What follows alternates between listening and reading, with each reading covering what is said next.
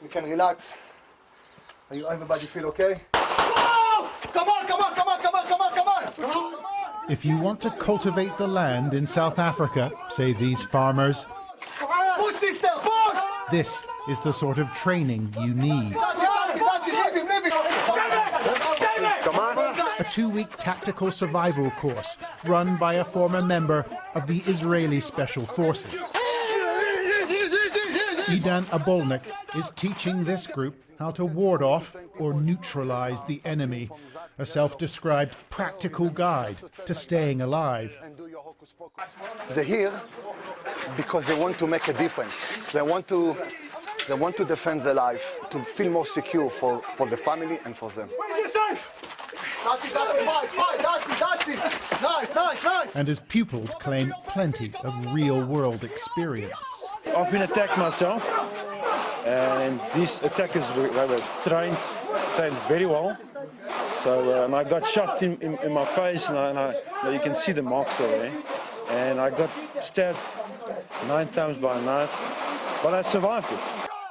It's personal accounts like these that fuel the sense of fear. Fight! And people like Marley Swanepoel think they're being targeted because they're white. Good. It's pretty intense, isn't it? This is not intense. What's happening in our country. Everyone hear me, come here. And I get very emotional about it. I don't know. Come here, guys. What is happening in South Africa? Our people are getting murdered, tortured. Where's everyone? Our old people who can't defend themselves are being burned with cooking oil. The number's just rising. By the day it's rising, but I mean, you are always worried that you will be the next.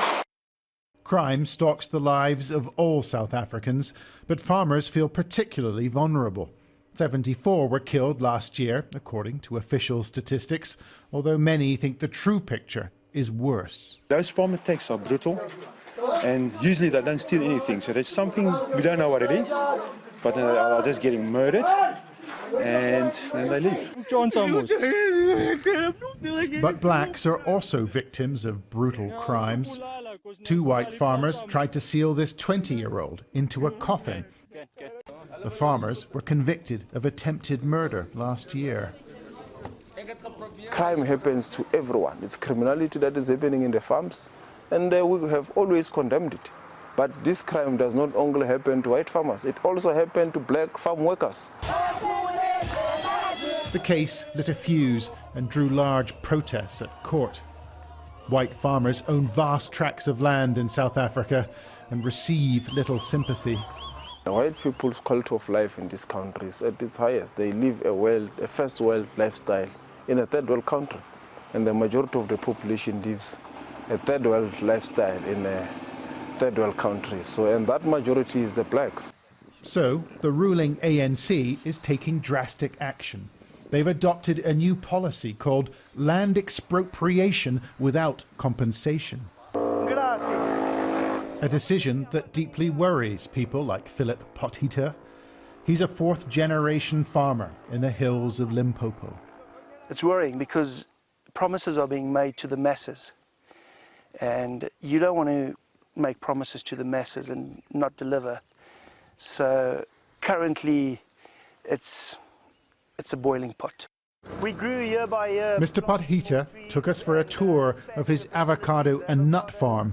It's a profitable business, employing hundreds of local people, and he's not prepared to hand it over. It's in our blood, our ancestors, our fathers, grandfathers. This is what we were born to do. I mean, where do I go? I can't just pack up here and leave everything we've done here. This farm is already subject to 4 claims filed by community groups who say the land originally belonged to them.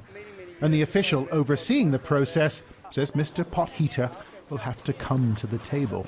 What do you say to a guy who owns land that's been in the family for 4 or 5 generations? There's nothing we can do, but we can put you through the process together with the community until we find a way out of this, because it needs to happen. So if it needs to happen, You cannot say, you cannot claim my land. No, you cannot say that. What you can say, it has to happen. The government says land will be redistributed because the stability of the nation depends on it. But it may be a long and violent journey. John Sparks, Sky News in Limpopo.